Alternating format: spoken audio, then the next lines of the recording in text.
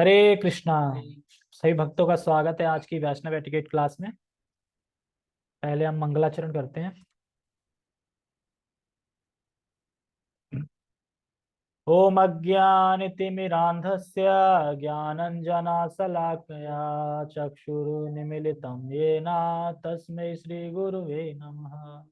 श्रीचैतन्यमनोभीष्टं स्थापितं येन भूतले स्वयं रूपः कदा मह्यं ददाति सपदान्तिकम्। वन्देऽहं श्रीगुरु श्रीयुतापदकमलं श्रीगुरून् वैष्णवांश्च श्रीरूपं साग्रजातं सहगणरघुनाथान्वितं तं सजीवं साधुवेतं सावधूतं परिजनसहितं कृष्णचैतन्यदेवं श्रीराधा कृष्णपादान् सहगणललिता श्रीविशाखान्वितां च। हे कृष्ण करुणा सिंधु दीनबंधो जगतपते गोपेश गोपिका कांत राधा कांत नमस्तुते। तप्त कांचन गौरांगी राधे वृंदावनेश्वरी वृषभानुसुते देवी प्रणमामि हरिप्रिये। वाञ्छाकल्पतरुभ्यश्च कृपा सिन्धुभ्य एव च पतितानां पावनेभ्यो वैष्णवेभ्यो नमो नमः। जय श्री कृष्णा चैतन्य प्रभु नित्यानंद श्री अद्वैत गदाधर श्रीवासादि गौर भक्त वृंद। हरे कृष्णा कृष्णा कृष्णा हरे हरे हरे राम राम राम हरे हरे। रामाय रामभद्राय रामचंद्राय वेदसे रघुनाथाय नाथाय सीताय पते नमः। नमां विष्णुपादाय कृष्णपृष्ठाय भूतले श्रीमते भक्तिवेदांता स्वामिनि इति नामिने।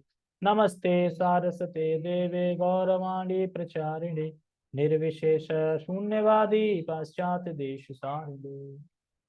हरे कृष्णा। तो हम शुरू करते हैं।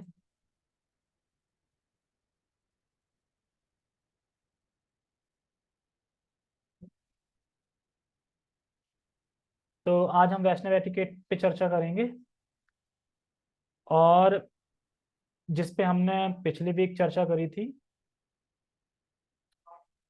कि बच्चों का पालन पोषण कैसे करना चाहिए, किस हद तक बच्चे को डांटना चाहिए, किस हद पे बच्चे पे दबाव रहना चाहिए, किस हद पे जाके बच्चे के साथ मित्रता करके रखनी चाहिए। और पुत्र का मतलब बताया था। पुत्र मतलब जो पू नामक नरक है उससे उद्धार कर दे, यानी नरक से उद्धार कर दे, उसको पुत्र बोला गया था। आगे हमने चर्चा यहाँ से स्टार्ट करेंगे स्त्रियों का स्थान। तो स्त्रियों का स्थान बहुत अच्छा है ये। इसमें स्त्रियां बड़ा खुश हो जाएंगी सुन के। कहेंगे देखो यहाँ लिखा है सम्मान करो हमारा, नौकर बनो हमारे, है ना, जैसा हम बोले वैसा करो। ये पढ़ के यही लगेगा। ठीक है। क्यों नहीं, ऐसा है ना, इसमें लिखा है तो है ना, ऐसे थोड़ी लिखा है। ठीक है, तो हम शुरू करते हैं। और कोई स्त्री नहीं आई क्या? हम आज उन्हीं के लिए है ना। स्त्रियों का स्थान क्या है भाई? बोले कि तुम्हारे सनातन धर्म में स्त्रियों का स्थान है क्या? ये यहाँ स्थान लिखा है क्या स्थान? ठीक है। स्त्रियों का सदैव आदर एवं सम्मान करें। ये है नहीं है, ठीक है। स्त्री का सम्मान, सदैव आदर एवं सम्मान करें, सदैव उनका आदर करें। महाभारत के अनुशासन पर्व अध्याय 86 में भीष्म देव द्वारा प्रदत्त शिक्षा तथा मनु संहिता प्रकरण 3 में से बताया गया है कि सदैव उनका आदर करें। तो क्या क्या बताया गया है वो हमें पढ़ना है। स्त्रियों से सदैव प्रेम, आदर तथा सम्मानपूर्ण व्यवहार करना चाहिए। स्त्रियों से कैसा व्यवहार करना चाहिए? हाँ, तो अब इसमें लिखा है करना चाहिए। स्त्री मतलब स्त्री है ना, उसे नहीं पता, नहीं हमें तो पता है स्त्री हो, तो हमें करना चाहिए। भले अब कोई कितनी भी लड़ाकू स्त्री हो, कोई भी हो, पर हमें सम्मान करना है। ओके, ठीक है। तो स्त्रियों से सदैव प्रेम, आदर तथा सम्मान पूर्ण व्यवहार करना चाहिए। जब स्त्रियों का आदर किया जाता है तब देवी देवता भी प्रसन्न रहते हैं। ठीक है। तो देवी देवताएं वो भी प्रसन्न रहते हैं जब स्त्रियों का आदर और सम्मान किया जाता है। अगर हम स्त्रियों का आदर सम्मान नहीं करते हैं तो फिर देवी देवता भी प्रसन्न नहीं होते। जैसे कि भगवत गीता में भगवान कहते हैं, अर्जुन कहते हैं भगवान से, आएगा अभी आगे इसमें, कि अगर मैं युद्ध करूंगा तो युद्ध में सारे मारे जाएंगे, मतलब युद्ध में तो इधर के हो या उधर के हो मारे तो जाएंगे ना। सब जवान मारे जाएंगे तो उनकी पत्नियां तो फिर अकेली हो जाएंगी। अकेले होंगे तो उनका ख्याल कैसे होगा। और फिर वो क्या है कि स्त्री जब दूषित हो जाती हैं तो वर्ण संकर उत्पन्न होंगे। वर्ण संकर उत्पन्न होगा तो पूरा आगे जो भी है सब नष्ट हो जाएगा। नरकगामी होंगे सारे, क्योंकि हम ये अपराध कर रहे हैं। तो कुलषित हो जाएंगी स्त्रियां। तो इसीलिए कह रहे हैं कि स्त्रियों का सदैव सम्मान किया जाना चाहिए। इससे देवी देवता भी प्रसन्न होते हैं। परंतु जहां उनका आदर नहीं होता है वहां सभी कार्य निष्फल हो जाते हैं। तुम्हारा कोई भी काम नहीं होगा, सारे काम बिगड़ जाएंगे अगर उनका सम्मान। अब कोई बोले कि ये लिखा है फिर तो हो जाए, लेकिन यहाँ पे स्त्री लिखा है। स्त्री का मतलब स्त्री होना चाहिए। नहीं, स्त्री तो सभी, मतलब स्त्री तो है ही, स्त्री तो है। लेकिन स्त्री मतलब जो अपने पति परायण हो, सही हो, उस स्त्री की बात करी जा रही है। तब उससे होगा ना। अब मान लो कि जो स्त्री ऐसी ना हो, उससे उससे क्या है, देखो इस्कॉन वाले किसी का सम्मान नहीं करते स्त्री का, लेकिन उससे फिर बातचीत भी नहीं करते। मतलब कि कैसे भी भक्ति में अपना मतलब हरे कृष्णा बोला और साइड से निकल गए। हाँ, तो निष्फल हो जाते हैं। अब जो स्त्री है ही नहीं सही मान लो, तो अब उससे कैसे फिर ये निष्फल हो जाएगा। यहाँ पे स्त्री की बात रही, स्त्रियों की उसमें बहुत शक्ति होती है। अगर स्त्री, जैसे चाणक्य पंडित कहते हैं कि स्त्री अगर कुलषित नहीं होती है, धर्म पत्नी होती है, जो अपने पति के धर्म में साथ देती है और किसी के बारे में नहीं सोचती है, तो वो मतलब जो सोचती है बोलती है तो हो जाता है। मतलब इसीलिए तो यहाँ पे कह रहा हूँ, आगे बताएंगे भी। देखो, यदि किसी घराने की स्त्री दुखी हो तो शीघ्र ही वह घराना नष्ट हो जाता है। अगर किसी घराने की स्त्री दुखी हो, मतलब स्त्री ठीक है लेकिन वो कहीं ना कहीं किसी न किसी से दुखी है, तो वो घराना ही नष्ट हो जाता है। इसीलिए कह रहे हैं कि मतलब स्त्री का, घर में वो किसी शख्स से दुखी हो, हाँ मतलब किसी न किसी चीज से तो दुखी होगी ना। जैसे तो गरीबी फिर से वो, दुखी हो तो, जैसे देखो गरीबी से दुखी है, मान लो घर में से गरीबी से, देखो गरीबी से एक बात बताओ, जब घर में सबसे प्रेम मिल रहा होगा तो गरीब घर भी होगा तो उसमें दुखी नहीं होगी वो। क्योंकि पैसे से सुख दुख थोड़ी होता है, वो होता है आदर से, सम्मान से, प्रेम से। अगर ये तीन चीजें नहीं मिली तो दुखी। मतलब हो गया, आदर नहीं कर रहा है कोई भी, सम्मान नहीं कर रहा है कोई भी, प्रेम नहीं कर रहा है, तो ही तो दुखी होगी ना। पैसों से दुख सुख थोड़ी है। पैसा कितना भी हो तब भी दुखी हो सकता है ना। क्या कह रहे हैं, यदि किसी घराने की स्त्री दुखी है तो वह शीघ्र ही वह घराना नष्ट हो जाता है। स्त्री संपन्नता का मूर्तिमान रूप है। संपन्नता मतलब घर में संपन्नता आएगी, सारा कुछ आएगा, खुशी आएगी, सब आएगी, उसकी मूर्तिमान रूप है। जब उनका आदर सम्मान किया जाता है तब भाग्य भाग्य देवी का भी आदर सम्मान होता है। इस प्रकार कुटुंब सुसंपन्न होता है। स्त्रियों का अपमान स्त्रियों का अपमान करने से भाग्य देवी का भी अपमान होता है। अगर कोई स्त्री का अपमान कर रहा है तो भाग्य की देवी उनका भी अपमान हो रहा है। क्योंकि भाग्य मतलब श्री, श्री समझते हैं, श्री मतलब अब लेडी फॉर्म है ना। श्री मतलब ऐश्वर्य, भाग्य। तो अब अगर किसी स्त्री का सम्मान नहीं हो रहा तो भाग्य देवी है वो भी ना, वो हो जाती है, सम्मान नहीं होता, अपमान होता है उनका भी सन में।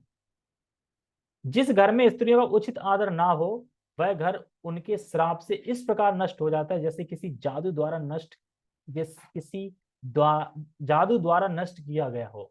मतलब अगर किसी स्त्री का सम्मान नहीं हो रहा है, उचित आदर नहीं हो रहा है, तो ऐसा श्राप लगेगा उसका कि जो कि उससे सारा मतलब जो भी घर होगा वो एकदम जादू की तरह लगेगा। ऐसे क्या हो गया, जादू की तरह सब नष्ट हो जाएगा, और हुआ उसके श्राप। तो यहाँ पे उचित स्त्री की बात की जा रही है। ठीक है। पुरुषों की पवित्रता स्त्रियों पर निर्भर है, अतः हे पुरुषों उनकी सेवा करो। हे पुरुषों उनकी सेवा करो। सेवा करो मतलब हाथ कर दबाए, कैसी सेवा करनी है। देखो, सबसे बड़ी सेवा है कि अगर वो भक्ति कर रही है तो उसमें ना रोके। ठीक है, सबसे बड़ी सेवा तो यही है कि भक्ति कर रही है तो उसमें ना रोके, भक्ति में। लोगों ने ये कहेगा आ जा रहा है। वैष्णव एटिकेट है ना ये। वैष्णव एटिकेट है मतलब कि हमें, हम देखो जो वैष्णव होते हैं, अब तो वैष्णव बन गया घर में, पूरी वैष्णवता वो परंपरा चल रही, तो उसमें स्त्रियों का सम्मान होना चाहिए, ये कहना चाह रहा है। उसमें भी तू मैं लड़ाई झगड़े डेली में, सामान्य तौर पे इसको तो होना ही चाहिए। हाँ, तो जैसे किसी जादू द्वारा नष्ट किया गया हो। पुरुषों की पवित्र स्त्री पर निर्भर है, हे पुरुषों उनकी सेवा करो, मतलब उन्हें आदर प्रदान करो। ठीक है, सेवा करो और आदर आदर आदर प्रदान करो स्त्री। ठीक है।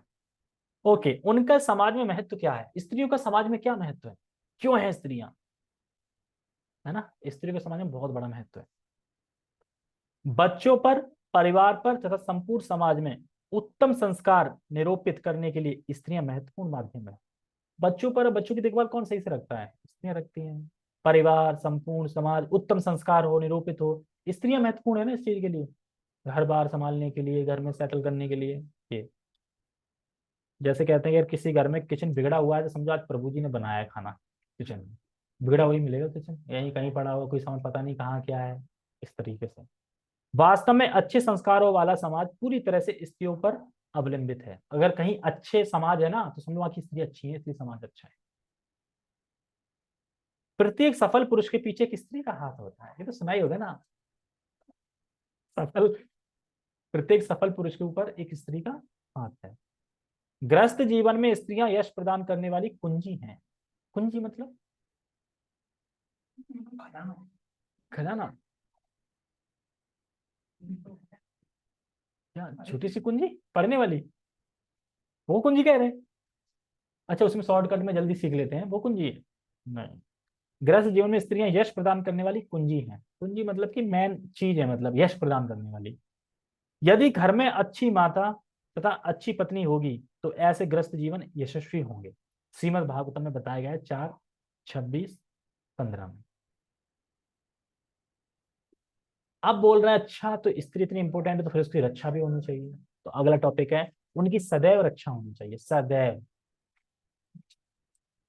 स्त्रियां कोमल होती हैं, हाल रोने लगती हैं, आंसू एकदम यहाँ रखा रहता है, यहाँ पे, यहाँ से तुरंत यहाँ आ जाता है, ठीक है। और बहुत जल्दी मतलब वो हो जाती है, मतलब एक स्ट्रांग होता है ना, जैसे कि पुरुष जो होते हैं वो स्ट्रांग होते हैं, किसी भी चीज को झेल लेते हैं ना, स्त्रियां नहीं झेल पाती, कुछ भी न्यूज सुन ली तुरंत रोने लगेंगे। एक आध होती है जो फौज वौज में, मतलब आर्मी वगैरह में या फिर वैसे पुलिस उसमें होता है ना, हाँ वो होती है कठोर उसकी। हाँ, लेकिन बाकी तरह वैसे कॉमन ही मानी जाती है। तो स्त्रियां कोमल होती हैं तथा सदैव उनका शोषण किया जाता है, इसलिए अतः सदैव उनकी रक्षा करनी चाहिए, क्योंकि उनका शोषण करते हैं, कोमल है, कुछ भी बोले तो मान लेंगे, इसीलिए उनकी रक्षा होनी चाहिए। मनुष्यों के जनक मनु कहते हैं कि शुद्ध एवं पवित्र रहने के लिए बड़े पैमाने पर स्त्रियों को संरक्षण दिया जाना चाहिए, उसके पश्चात ही अच्छी प्रजा, समाज में शांति तथा संपन्नता का निर्माण हो सकता है। संरक्षण दिया जाना, इसलिए तो कहते हैं ना, छोटे में अपने पिता के संरक्षण में, और बड़े में पति के संरक्षण में, और बाद में लास्ट में पुत्र के संरक्षण में। तो संरक्षण में मतलब सुरक्षा दी जानी चाहिए, संरक्षण में रहनी चाहिए। स्त्रियों का बचपन पिता द्वारा, युवावस्था पति द्वारा तथा वृद्ध अवस्था पुत्र द्वारा संरक्षित होनी चाहिए, यह अत्यंत अनिवार्य है। और पुत्र का भी कर्तव्य है कि वो अपने माता का आदर करे, सेवा करे, कि माता को अपने पति की मतलब याद ना आए, मतलब उस तरीके से पूरी पूरी सेवा करे, ये ना कभी सोचे अरे यार वो होते तो मैं सही रहती। इतनी सेवा करनी चाहिए पति के जाने के बाद। तरुण पुत्र को तरुण पुत्र को अपनी माता की इतनी अच्छी तरह सेवा करनी चाहिए कि उसे अपने पति की अनुपस्थिति का अनुभव ही ना हो। और कहते भी हैं कि पति की जगह पुत्र लेता है। पुत्र लेता मतलब कि एक तरह से पति का ही रूप पुत्र होता है, जो उसकी सेवा करता है, रक्षा करता है आगे तक। इससे तो ऐसा लग रहा है कि पति पहले मरते हैं क्या, है ना? है है ना? मरते ही है ना। हाँ तो इसीलिए तो इसमें, अच्छा। हम्म, तो उम्र क्या मतलब, किसी की उम्र क्या पहले आगे पीछे नहीं होता क्या?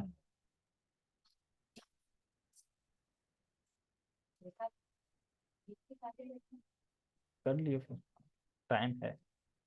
तो जब स्त्री का संरक्षण, अच्छा मैं कहाँ पे था, हाँ, अपने पति की अनुपस्थिति का अनुभव ना हो। अनुपस्थिति मतलब समझे ना, ऐसा ना कभी खले कि अरे वो होते ना, तो ये दिक्कत नहीं होती, मैं ये ऐसा ना हो।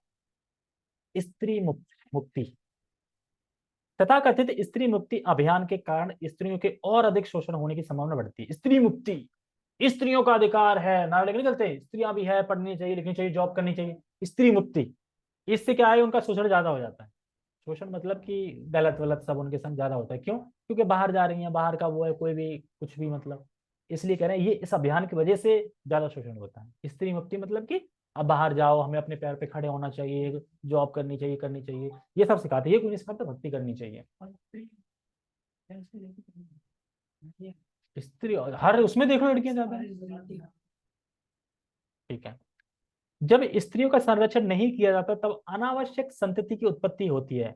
तथा नरकमय स्थिति का निर्माण होता है। तो आगे ना भगवद गीता 36 से 40। क्यों? अगर स्त्रियों का संरक्षण नहीं होगा तो क्या है, अनावश्यक संतति की उत्पत्ति होगी, फिर अनावश्यक वर्ण संकर उत्पन्न हो जाएगा, और फिर क्या है, फिर ये सब नरकमय स्थिति का निर्माण होगा फिर, क्योंकि सब कुत्ते बिल्ली सब, किसी का कोई ठिकाना नहीं ऐसा, तो फिर कोई नरकमय में हो जाएगा पूरा संसार इस तरीके से। तो इसलिए भगवद गीता में कहते हैं,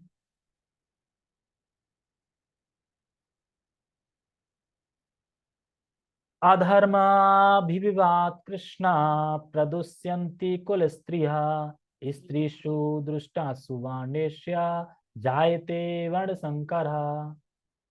जब कृष्ण कहते हैं चलो युद्ध करो, तो अर्जुन उनसे कहते हैं कि अगर मैं युद्ध करूंगा सब मारे जाएंगे तो स्त्रियां तो अकेली हो जाएंगी, पति नहीं रहेंगे, बिना पति के रहेंगे, बिना पति के तो वर्ण संकर होगा, वर्ण संकर होगा तो फिर और जो जो पुत्र उत्पन्न मतलब होंगे वो सब उबड़ खाबड़ होंगे, कोई किसी होगा, कोई धर्म बिल्कुल नष्ट हो जाएगा, और इसका पाप लगेगा फिर मुझे, तो मैं नरगामी जाऊंगा और फिर संसार भी नरक के है अंधकार में चला जाएगा। तो इसलिए कह रहे थे हे कृष्ण, जब कुल में अधर्म प्रमुख हो जाता है, क्योंकि अब कुल में स्त्रियां, देखो स्त्रियों से ही संपन्नता होती है, अगर स्त्रियां ही कुलुषित हो जाएंगी तो आने वाले बच्चे भी कुलुषित होंगे, फिर सब, फिर आने वाले बच्चों से फिर बच्चे बच्चे, मतलब कुलुषित ही होता चला जाएगा सही, तो सारा वो चैन है वो कुलुषित हो जाएगी। इसलिए कह रहे हैं अधर्म प्रमुख हो जाता है तो कुल की स्त्रियां दूषित हो जाती हैं, और स्त्री तत्व के पतन से वृष्णिवंशी अवांछित संतानें उत्पन्न होती हैं, फिर स्त्री तो के पतन से। तात्पर्य है जैसे जीवन में शांति सुख तथा आध्यात्मिक उन्नति का मुख्य सिद्धांत मानव समाज में अच्छी संतान का होना है कि नहीं। वर्णाश्रम धर्म के नियम इस प्रकार बनाए गए थे कि राज्य तथा जाति की आध्यात्मिक उन्नति के लिए समाज में अच्छी संतान उत्पन्न उत्पन्न हो। इसी ऐसी संतान समाज में स्त्री के सतीत्व और निष्ठा पर निर्भर करती है। जिस प्रकार बालक सरलता से कुमारगामी बन जाते हैं, उसी प्रकार स्त्रियां भी पत्नोन्मुखी होती हैं। अतः बालकों तथा स्त्रियों दोनों को ही समाज के वयोवृद्ध का संरक्षण आवश्यक है। स्त्रियां विभिन्न धार्मिक प्रथाओं में संलग्न रहने पर व्यभिचारिणी नहीं होगी। चाणक्य पंडित के अनुसार सामान्यतः स्त्रियां अधिक बुद्धिमान नहीं होती, अतः वे विश्वसनीय नहीं है, इसलिए उन्हें विविध कुल परंपराओं में व्यस्त रहना चाहिए, और इस तरह उनके सतीत्व तथा अनुरक्ति से ऐसी संतान जन्मेगी जो वर्णाश्रम धर्म में भाग लेने के योग्य होंगी। ऐसे वर्णाश्रम धर्म के विनाश से यह स्वाभाविक है कि स्त्रियां स्वतंत्रता पूर्वक पुरुषों से मिल सकेंगी और व्यभिचार को प्रथम प्रशय मिलेगा, जिससे अवांछित संतानें उत्पन्न होंगी। निठल्ले लोग भी समाज में व्यभिचार को प्रेरित करते हैं और इस तरह अवांछित बच्चों की बाढ़ आ जाती है, जिससे मानव जाति पर युद्ध और महामारी का संकट छा जाता है। तो ये सब हो जाएगा अगर स्त्री कुलुषित हो जाएगी तो सारा कुछ। ठीक है, आगे बढ़ रहे हैं। स्त्रियों के गुण, क्या क्या गुण हैं स्त्रियों में? लज्जा, लज्जा है कि नहीं, शर्म, लेकिन अब कहाँ है? पैंट शर्ट जींस पैंट पे जा रहे हैं, अपने ऑफिस जा रहे हैं, तो अब कहाँ है फिर लज्जा? स्त्रियों का अति मानवीय गुण है, यह स्त्रियों को पुरुष का आदर करने के लिए प्रेरित करता है। लज्जा, इसके लिए स्त्री पुरुषों को उन्मुख रूप से मिलने से रोकना चाहिए और इस प्रकार समाज में शुद्धता कायम रखने का प्रयत्न करना चाहिए। श्रीमद् भागवतम 1:10, 1:10, 16 और 1:6-27 में बताया गया है। स्त्रियां पुरुषों की 1:9-27, स्त्रियां पुरुषों की प्रेरणा की स्रोत हैं। वास्तव में वे पुरुषों की अपेक्षा अधिक शक्तिशाली, वैसे देखा जाए तो हम इतना वो चीजें नहीं कर पाए जितनी स्त्रियां कर लेती हैं। भाग दौड़ में वैसे होती है ना, डटी रहती है एकदम, है ना, कि तुम ही कर लो यार, ना पता नहीं, मतलब हमें शर्म भी लगती है किसी से पूछने से, आते हैं किसी से पूछने लेकिन हम इतना मतलब वो उस टाइम पे हाँ इन सब चीजों में तो आगे। अब आया है पति को लिए, पति के कर्तव्य एवं दायित्व क्या है? आध्यात्मिक रूप से प्रगति करना। तो पति का क्या है? आध्यात्मिक रूप से प्रगति करना। यदि व्यक्ति अपनी पत्नी और संतानों को जन्म मृत्यु के चक्र से मुक्त ना कर सके तो ऐसे व्यक्ति को पति या पिता नहीं बनना चाहिए। श्रीमद् भागवतम स्कंद 5। अब देखो ये कितनी बड़ी बात बोल रहे हैं श्रील प्रभुपाद जी। यदि व्यक्ति अपनी पत्नी और संतानों को जन्म मृत्यु के चक्र से मुक्त नहीं कर सकता है, न कर सके, तो ऐसे व्यक्ति को पति या पत्नी नहीं बनना चाहिए। तो हमारा प्रथम कर्तव्य फिर क्या आ गया? भक्ति देना, बताना कि तुम कृष्ण के अंश हो, कृष्ण के दास हो, और तुम्हारी एक मतलब कर्तव्य है कृष्ण की सेवा करना और भक्ति करना, ये सब चीजें। क्योंकि इससे क्या है, हम उनको जन्म मृत्यु के चक्र से निकाल सकते हैं, वरना तो जन्म मृत्यु चक्र में तो फिर तुम फायदा किया। मतलब मान लो पिता, पिता मतलब कि पति या पिता मतलब अपने पुत्रों का एक तरह से पालक करने वाला है, और जो पति बोलेगा वो बच्चा करेगा, पत्नी भी करेगी वो, यानी कंट्रोलर तुम हो गए उसके ईश्वर, ठीक है। अब तुम उसे जन्म मृत्यु चक्कर से ही नहीं बचा रहे तो काय के पति हो।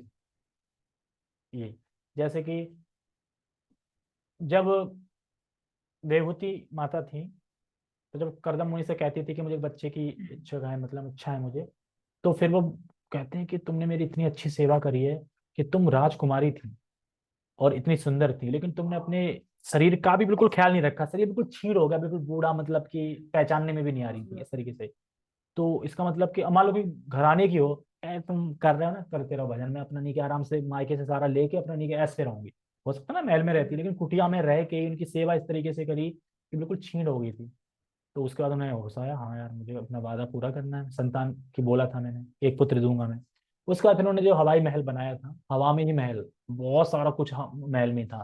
फिर उनको जो बिंदु सरोवर था, कहती हैं जाओ उसमें प्रवेश करो, उसमें हजारों दासियां थी अंदर, बिंदु सरोवर के अंदर हजारों दासियां थी, जो उनके स्त्री की सेवा करती है। बाहर निकलती हैं तो करदम मुनि भी नहीं पहचान पाते हैं, अरे ये कौन है तरीके से। उसके बाद फिर वो उस हवाई महल में बैठ के अनंत, मतलब साल तक, मतलब कि बहुत समय तक, गणना नहीं कर सकते, काफी साल तक भोग किया। भोग किया मतलब कि हर जगह घूमने आए, हर तरफ। जैसे कि अब इंद्र हैं तो इंद्र मतलब एक तरफ का स्वर्ग वगैरह उधर देखते हैं, और वरुण एक तरफ का देखते हैं, मतलब हिस्से बटे हुए हैं, लेकिन वो हर हिस्से में गए घूमते हुए। वहां वरुण भी देख रहे हैं, यहाँ भी आ गए, इंद्र भी देख रहे हैं, यहाँ भी आ रहे हैं, उनका हवाई महल था, कहीं भी चले जाओ ऐसे करके, तो सब जगह घूम घाम के खूब। उसके बाद जब आ गए तब वो फिर देवती माता बोलती है, अरे मैंने तो अपनी पूरा उम्र मतलब भोग भी निकाल दिया, है ना। तब वो कहती है मुझे पुत्र चाहिए कि जो मतलब, और फिर वो तो बैराग लेके चले जाते हैं। फिर उन्हें पुत्र दे जाते कपिल देव, जो भगवान थे। तो उसके बाद फिर वो अपने ही माता को ज्ञान देते हैं, मतलब कि कैसे मृत्यु के संसार से बच सकते हैं, कैसे भक्ति कर सकते हैं उस तरीके से। तो यहाँ पुत्र दे रहा है अपने माँ को, तो वो स्वयं भगवान थे, मतलब भगवान का अवतार थे इसलिए। तो इसीलिए इसमें कह रहे हैं पति या पत्नी नहीं बनना चाहिए। पति को भगवान शिव तथा भगवान रामचंद्र के पद चिन्हों का अनुसरण करना चाहिए। पति को भगवान शिव तथा भगवान रामचंद्र के पद चिन्हों का अनुसरण करना चाहिए। रामचंद्र पता चल रहा है एक ही पत्नी, ठीक है। और शिव का मतलब शिव से क्या, भजन करना चाहिए, राम राम राम, वैष्णव, हाँ वैष्णव है तो एक वैष्णव होना चाहिए। हाँ, एक पति को भगवान शिव तथा भगवान रामचंद्र पद चिन्हों का अनुसरण करना चाहिए। तो भगवान शिव क्या है, बस वैष्णव है, भगवान के राम राम के नाम में डूबे रहते हैं। और पद चिन्ह मतलब राम का चरित्र कैसा था, कैसा उन्होंने किया है, उस तरीके से। अपनी पत्नी के अलावा अन्य सभी स्त्रियों को माता समझना चाहिए, चाणक्य पंडित ये कहते हैं, इसीलिए इसको ना बोलते हैं माता जी। पत्नी की रक्षा करें, अरे पत्नी की बहुत रक्षा की जा रही है, क्या बात। संरक्षण प्रदान करें, क्योंकि मूल जड़ वही है, अगर वही कुलषित हो गई तो पूरा फिर वर्ण संकर ना, इसलिए। हम्म, पत्नी की रक्षा करना, संरक्षण करना। संरक्षण देने का अर्थ है सभी आवश्यक सुविधाएं प्रदान करना, सीधा प्रभुपाद प्रवचन। जैसे कि संरक्षण मतलब है सभी आवश्यक वस्तुएं प्रदान करना जो चाहिए उनको।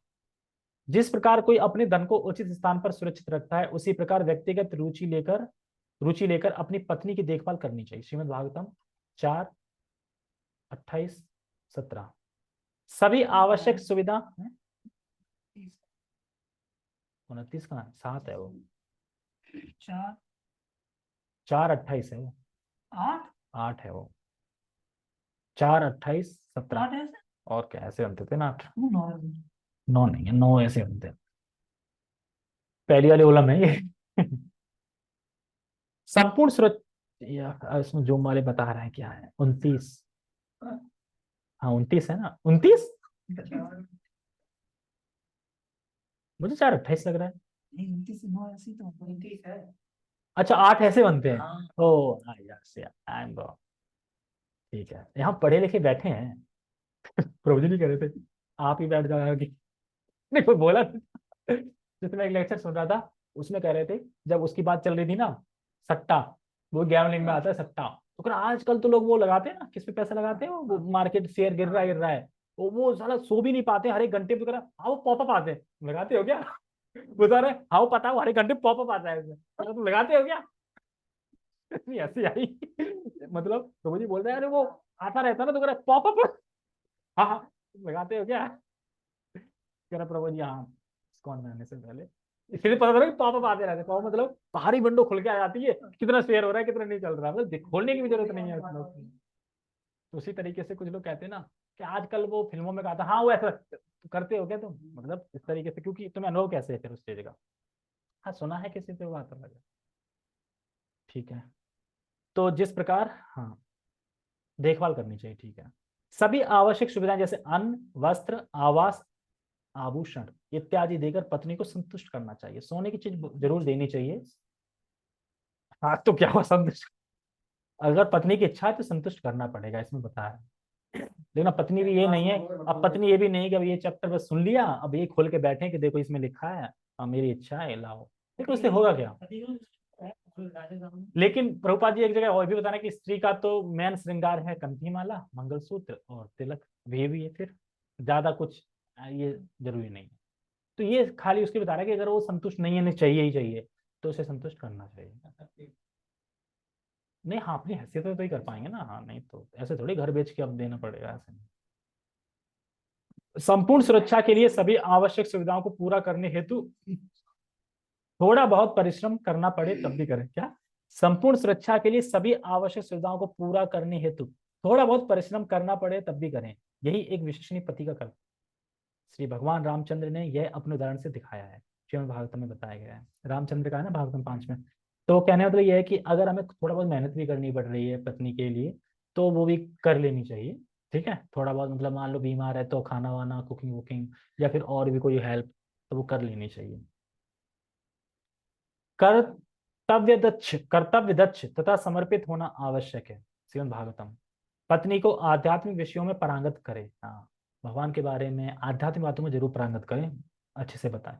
उसके लिए स्वयं उत्कृष्ट भक्ति का प्रदर्शन करने हेतु सत्गुण के स्तर पर आए। सो सुबह जगना, नहाना धोना, गाय का दूध पीना और फल खाना, ये सब सत्गुण में आते हैं। ठीक है। पत्नी के प्रति उचित दृष्टिकोण रखना। हाँ, इसके बाद पत्नी के कर्तव्य आ गया, पत्नी के क्या कर्तव्य है पति के लिए, वो भी आएगा। क्या करने चाहिए। तो पत्नी के प्रति उचित दृष्टिकोण रखना। देखो, पत्नी इंद्र तृप्ति का साधन नहीं है, हमें ये समझना चाहिए कि वो इंद्र तृप्ति का साधन नहीं है, वो हमारी तरह ही है। वो भी भगवान का अंश है, मेरे भगवान का अंश है, वो सेवा कर रही है तो हमें भी हाथ करने के, मतलब इंद्र तृप्ति के साधन से नहीं देखना चाहिए स्त्री को। और पिक्चरों में फोटो में तो देखते ही उस हिसाब से, वह मेरी संपत्ति ना होकर भगवान श्री कृष्ण की संपत्ति, ऐसे देखना चाहिए। जैसे प्रभुपाद जी के पास, प्रभुपाद जी कैसे भगवान है आपके, 16,108, जो कि भगवान है। तो बोला कृष्ण की तो 16,108 है ना, तुम्हारे पास कितनी, मेरे पास देखो एक ही है। फिर वो भी कृष्ण की है, तुम चोर हो, तुमने कृष्ण की चुरा ली है। अच्छा, सारी, क्योंकि हम सब प्रकृति हैं, स्त्री हैं, भगवान पुरुष हैं, सब उन्हीं की पत्नी है सारे। ठीक है। जैसे एक बार अभी मैंने अभी रिसेंट ही सुन रहा था एक कथा, उसमें बता रहे थे जब एक ऐसे ही कर रहा था, इस ये कृष्ण का कोई चरित्र है, 16,108, इतनी स्त्रियों की क्या जरूरत पड़ गई 16,108। उन्होंने बोला ठीक है। अब जो जीसस कौन है, जीसस में जो जो उनकी माता शादी नहीं करती है, जीसस है कि क्राइस्ट, क्राइस्ट, जीसस क्राइस्ट, ऐसे कुछ नाम ईशा मसीह बोलते हैं, क्या बोलते हैं उन्हें हिंदी में। अरे जो जिसमें वो वाइट धोती पहन के, हाँ, मतलब वो खाली मतलब वो, हाँ नंद बन जाती है, हाँ तो नंद बन जाती है, तो इस संसार में कितनी नंद होगी भाई, लाखों में होंगी, लाखों में होंगी, इकट्ठा करोगे उनसे पूछो तुम्हारे पति कौन है, तुम क्या दूसरे को पति स्वीकार करो, नहीं मेरे पति तो वही है क्राइस्ट, जीसस क्राइस्ट, जो भी जिनको उनको मानते हैं, तो जीसस क्राइस्ट की कितनी पत्नी होगी, लाखों में हो गई। तो अब वो ज्यादा कैरेक्टरलेस है, हाँ वो ज्यादा कैरेक्टरलेस है या फिर कृष्ण, कृष्ण 16 जा रही है, वो तो लाखों में। वो ये तो सोचा ही नहीं, सोचो ना एक तरीके से, वो पति किसको मानते हैं, शादी नहीं करेंगे, पति किसको मानते हैं, तो कितनी हो गई फिर, तो बहुत सारी हो गई उनकी, तो परंतु कृष्ण की भी नहीं। तो इस तरीके से हम उन्हें जवाब दे सकते। ठीक है, और कहाँ पे था मैं, हाँ, अपनी पत्नी को संभालने एवं उसे संरक्षण प्रदान करने में पति को अभिमान होना चाहिए। अपने कर्म के कारण स्त्रियों के लिए मर्यादाएं हैं, स्त्रियों के लिए मर्यादाएं हैं। वास्तव में भगवान श्री कृष्ण ही सभी के संरक्षक हैं, अतः पति को नम्र भी होना चाहिए। देखो अल्टीमेट तो कृष्ण ही सभी के संरक्षण देने वाले हैं, हमें तो निमित्त बनना चाहिए। कृष्ण ने हमें एक सेवा दी है ख्याल रखने की, भक्ति में आगे बढ़ने की, प्रेरणा देने की, इसलिए आज कर ही ले पत्नी के कर्तव्य। पत्नी के कर्तव्य, पत्नी का स्थान, अर्धांगिनी। इसीलिए बोलते हैं कि आदि माला पत्नी को ट्रांसफर होती है। अगर कोई 16 कर रहा है तो 8 उसके पास जा रही है, लेकिन अर्धांगिनी मतलब आधा अंग। आधा अंग मतलब हम जो भी कर रहे हैं तो आधा अंग उसका है ना, आधा अंग उसका है तो फिर आधी चीज जाएगी ना उस पर। ठीक है, लेकिन कौन, जो भक्ति में साथ दे रही है तो जाएगी। अगर वो भक्ति में साथ दे रही है तो जाएगी, तो अर्धांगिनी मानी जाएगी। जो भक्ति में साथ नहीं दे रही है वो अर्धांगिनी मानी ही नहीं जाएगी, मानी जाएगी तो फिर नहीं जाएगा, उस पर नहीं लगेगा। वैदिक शास्त्रों के अनुसार पत्नी पति की अर्धांगिनी है, क्योंकि अपने पति के कर्तव्यों का आधा भाग वही संभालती है, क्योंकि वो घर में संभालती है सारा कुछ। हम पैसे लाते तो इस तरीके से अर्धांगिनी मानी जाती है, इस तरीके से। श्रीमद् भागवतम 3:4। ये तो मैंने पढ़ लिया है, फिर याद क्यों नहीं आ रहा मुझे। आया था, अब बहुत बड़ा नहीं आया था स्त्रियों के लिए अर्धांगिनी, हाँ ऊपर आया था। धुंधला धुंधला याद आ रहा है क्योंकि मैंने पढ़ लिया, क्योंकि मैं 3rd कैंटो भाग 2 में चल रहा हूँ ना, तो ये भाग 1 का है, 4थे अध्याय का है। पढ़ भी सकता है कोई। श्रीमद् भागवतम 3रा स्कंद 4था अध्याय और श्लोक है 19। ठीक है, इस प्रकार धार्मिक क्रियाकलापों में वे दोनों एक ही हैं। अब कोई बोले यार ये कहाँ से पढ़ूंगा, श्रीमद् भागवतम 3rd कैंटो तो होगा नहीं। फोन में ऐप डालो, उस ऐप में पूरी भागवतम है, उसमें है स्कंद 1 2 3। 3 पे जाओ, क्लिक करो, उसमें अध्याय 4 पे आओ, क्लिक करो, टेक्स्ट 16 हिंदी में। ठीक है, कहीं भी पढ़ सकते हैं भागवतम खोल के। इस प्रकार धार्मिक क्रियाकलापों में वे दोनों एक ही हैं। हाँ, अपने पति के योग मार्गदर्शन में रहने पर पत्नी सुखी रह सकती है। शीला प्रभुपाद प्रवचन, प्रवचन में बताया होगा। पत्नी भी पति की रक्षा करती है। अच्छा, किसने करी थी? सत्यभामा ने करी थी, कृष्ण की रक्षा करी थी, उस असुर को मार दिया था, देखा ना। सभी आश्रमों में गृहस्थ आश्रम सुरक्षित है। पत्नी अपने पति को नरक की दिशा में होने वाले पतन से बचाती है। अधिक जानकारी के लिए देखें श्रीमद् भागवतम 3:14-20। ये भी वही है। आपातकालीन परिस्थिति में वह पति को अच्छी सलाह देती है। श्रीमद् भागवतम। पति की निष्ठापूर्वक सेवा करना, ये हम अगले सप्ताह पढ़ेंगे। पति की निष्ठापूर्वक सेवा करना, अब पत्नी सेवा करेगी पति की। ठीक है, ज्यादा बड़ा है तो फिर कर लेगा, क्योंकि जो जूम पे लोग सो रहे हैं वो तो कम से कम सो जाए सही से। ओके, जगत गुरु शीला प्रभुपाद की जय। श्रीमद् भगवद गीता की जय। निताय निताय गौर प्रेमानंदे। हरे कृष्णा।